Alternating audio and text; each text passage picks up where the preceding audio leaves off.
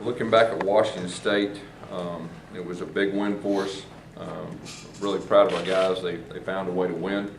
Like I said earlier, my biggest question was how we're going to deal with adversity, and we had quite a bit of it, on both sides of the football, but they overcame it.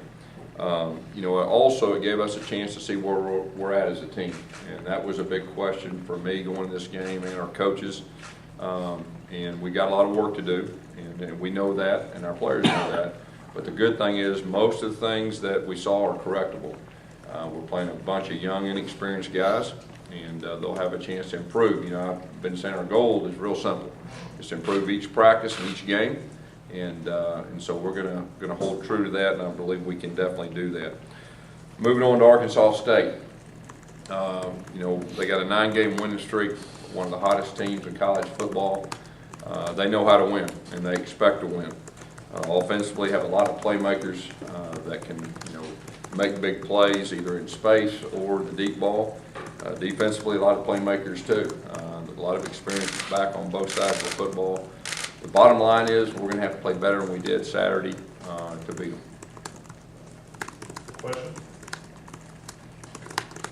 Gus, knowing those kids like you know them, what kind of effort do you expect them to bring when they come into your camp? Well, there are a lot of winners. I mean, they're winners. They're going to play hard. They're going to play together, and they'll be disciplined. What's it going to be like for you to go against that team? Well, personally, I care greatly for a lot of their players. Their administration was great to me while I was there. It was a very good experience, and very grateful for the opportunity they gave me. Professionally, you've got to flip the switch. And once the game starts, you do everything in your power to help your team win, and we'll definitely do that. What does JD stick out when you guys watch film? You're also familiar with him, but Yeah, JD's a phenomenal player. He's great with the ball in his hands. He's a receiver, has running back skills, and big-time playmaker. Gus, when you go back and look at the film from Saturday's game, what sticks out to you the most? You said a lot of mistakes are correctable, but what did you focus on the most? Yeah, it was, just taking offensively. The thing about an offense is all 11 guys have to be doing their job or it gets pretty ugly. And most of our plays that we didn't execute, it was 1 or 2 guys, but it still makes everything look really bad. So I believe we'll have a chance to get better and improve in that area. Defensively, I think it's kind of the same thing. 1 or 2 mistakes makes everybody, you look different. But I'm going to tell you this too. A lot of that first game was about evaluation for us. We learned a lot, about our players. We thought we had ideas about certain things, and some things were exactly what we thought, and some things were a little bit different. Specifically about Nick, what did you see? How did you? Well, we tried to get him off to a good start. I mean, he had jitters, there's no doubt, and that's to be expected. To come in and play quarterback and everything, and he started settling down towards the end of the game, and I think that'll help him moving forward. How did he grade out, Gus? It's pretty average. Our expectations. He's only been here, I guess 4 weeks, but still, our expectations are high. The number one thing he did is protect the football, and that can't go overlooked. Gus, you had one of the worst productive performances for any quarterback ever in your system. What do you want to see him change immediately this week? Well, we're going to try to improve in every area. In his defense now, I've never had a quarterback that didn't go through spring. And, there was a couple drops and some things that didn't happen, but, he found a way to win, and he's 1-0 as a starter. Gus, he was kind of a maverick really in junior college. He just did a lot of crazy stuff. A lot of it worked, some of it didn't. You just kind of played him very conservatively in that first game. Is that what you were trying to do? I think the biggest thing for us is try not to put him in bad situations where we turn the football over. That's the number one thing. And we're learning, Nick, as we go too. I mean, we're learning, what he's comfortable with, what he's not comfortable with, how he reacts to certain situations. And so each game, our comfort zone will get better and better. Gus, how much of the playbook was actually at Nick's disposal in that first game? How much? In first games, my big thing is you got to be able to adjust in first games, because you think you know how they're going to play, and then you get out there and it's usually a little bit different. And we're just not to that point where we can have our whole playbook to adjust. Okay, now we'll get there. But, you know, we got a plan, and you take it in, and you have tweaks off of it. But each week, you know, we'll add more stuff and get more comfortable. Guess you rarely snap the ball within 5 seconds, which is one of the basic tenets and principles of your system. Was that, how much of that was by design, and how much of that was you adjusting? There was a little bit of everything as far as that goes. You know, there was some adjusting. There was some of our guys, you know, in a quarterback and things that go with that. So the pace will definitely pick up each game. Montravius had a great debut there. You see him challenging for more playing time and maybe a starting spot here? Yeah, I think not only him, but other guys. Like I said, we learned a lot about our guys, how they react, and the guys that make plays, you know, you'll see on the field more. Gus, who were some of those guys that maybe didn't start Saturday, but that impressed you enough to maybe push for it? Yeah, well, Montravius was one of them. I mean, there's no doubt. I thought our secondary overall really played well, and you know, they played specifically man in the second half against some pretty good receivers, and I thought they did a good job. Trevon Reed, I felt like he probably graded out as high as anybody. Didn't have a whole lot of snaps, but he'll have more. He did a lot of things right. Gus, can you talk about Corey a little bit, just what he showed out there and having that as a weapon? Well, Corey's got real speed. I think that's evident when you see that. He's very strong. I mean, he can break a tackle too. He really impressed me.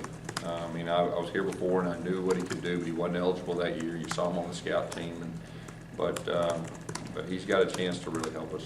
How do you work those three? Is that something that you're going with a plan, or is it just a feeling during the game, or how do you work those? Well, you know, in our offense, we try to ask guys to do what they're good at, and you know, to have 3 different type backs gives us a lot of versatility. You know, at times you'll see more of them on the field at the same time, stuff like that, but it gives us a lot of versatility. Gus Ellis in his career has been a lot of zone. He's been a zone guy for the most part. Obviously, you guys had some success with man the other day.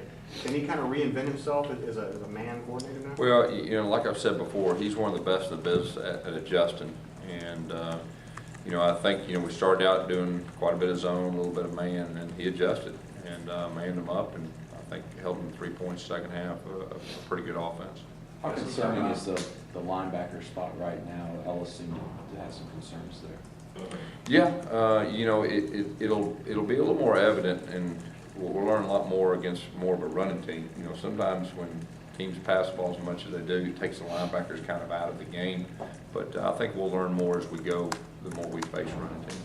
Gus, can you talk about injuries? Justin Garrett, D Ford, updates on those? Any yeah, Justin Garrett and D Ford both practiced last night, and so we'll see what happens. Do you think they'll be able to play Saturday? We're hoping. You spoke a lot about Marcus Davis last week. You were at both. He really didn't factor into the game. Yeah, didn't get a whole lot of reps, but when he did, he did very well. So you can definitely see more of him.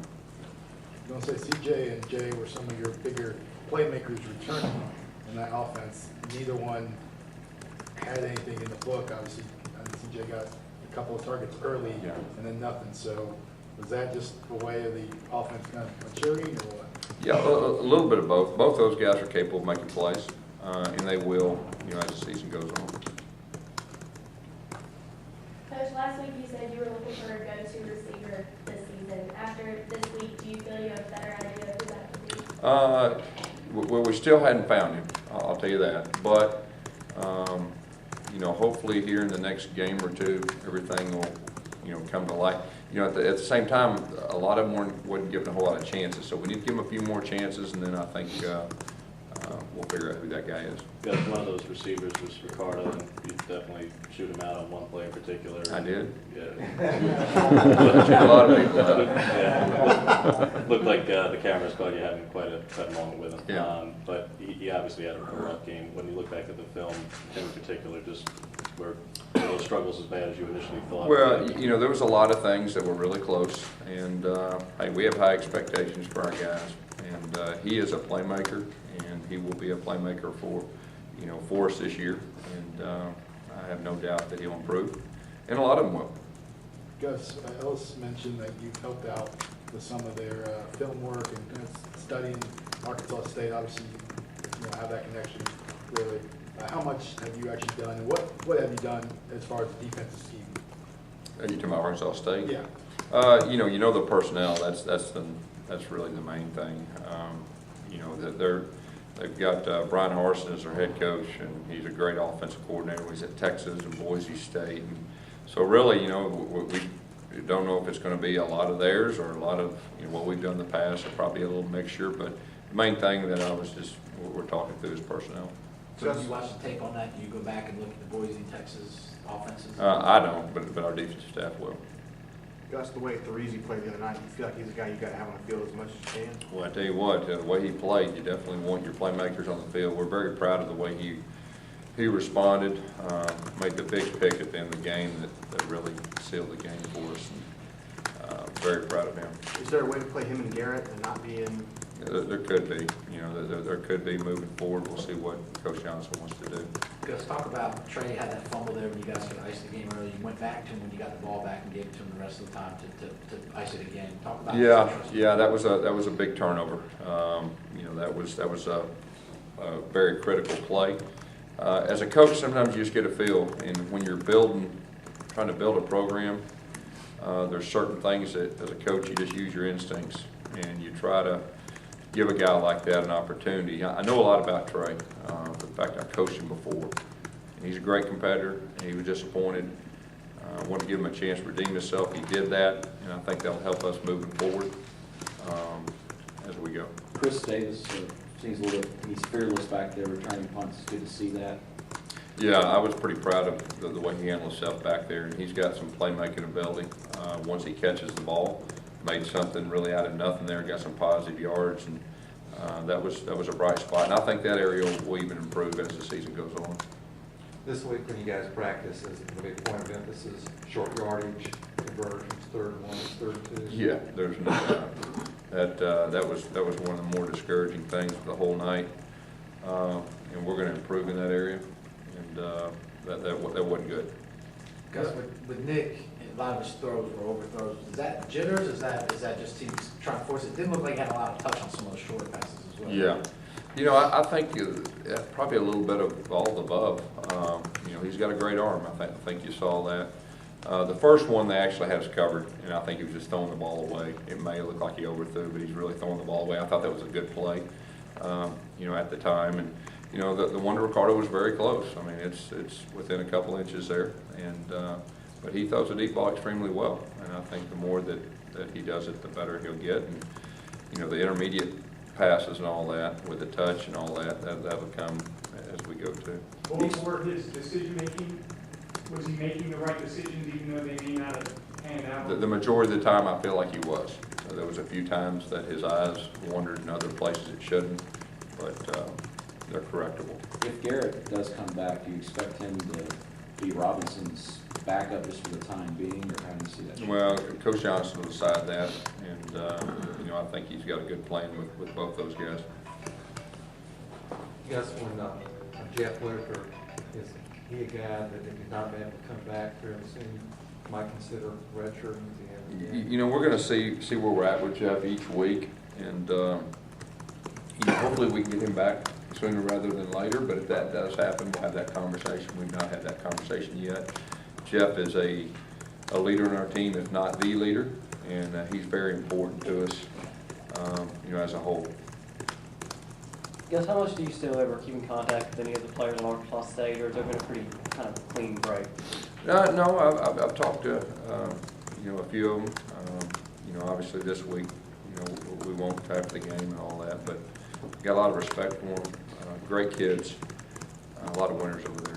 Yes, does your signaling system or play calling or anything from the sideline get altered or changed when you're playing an opponent who's obviously so familiar with your community? Well, you know, the unique thing is that we've done this before. You know, when Rhett was at Sanford, you know, you got to think ahead when you're playing somebody and all that. And you've got to keep the integrity, you know, of your system and your communication system. But you know, that's always something you're aware of when you got somebody that used to work with you. And so we thought through that. Gus, you described the offensive execution average at best after the game. What do you feel like he has to do against Arkansas State to improve? Well, we got to execute, and yeah, average at best. I said that after the game, is that right? Yeah. Yeah, it was below average. Now that I watched the film, but like I said, they're correctable, and we got to execute. We got to do what we're supposed to do, and it takes all of it. And that's not easy, but it's not easy to win either. So that's what we got to do. Time for a few more? When it gets to the offensive execution, obviously everybody, the fans in particular, will look at the quarterback. Is that where you turn to first when you say it's below average? Is that where it ultimately You know, is? here's the thing about a quarterback is they usually get too much credit and they usually get too much blame. And in our offense, that holds true just about every week. And the people around them have to be in the right spot and execute. It all works together. And so, you know, it's a whole. Coach, you talk about the running backs real quick and just kind of what each one brings. I know it's something different, you know, we saw with Corey's speed and with more power from Cameron. Yeah, those three guys are very unique. Cameron Payne is a big guy, but he's got some explosiveness to him too. Trey Mason's got a little bit of both. You know, he can run inside and he can you know, have speed, and then Corey can run. And Corey's gotten stronger. Just one real quick about the Wildcat using Cam back there. What's your thoughts for that? Well, he's a big, strong back, you know, and he can find ways to get yards maybe when everything's not perfect. And, you know, the Wildcat's pretty unique because you put a guy back there and there's a good chance you're going to run it. And he's got some playmaking ability.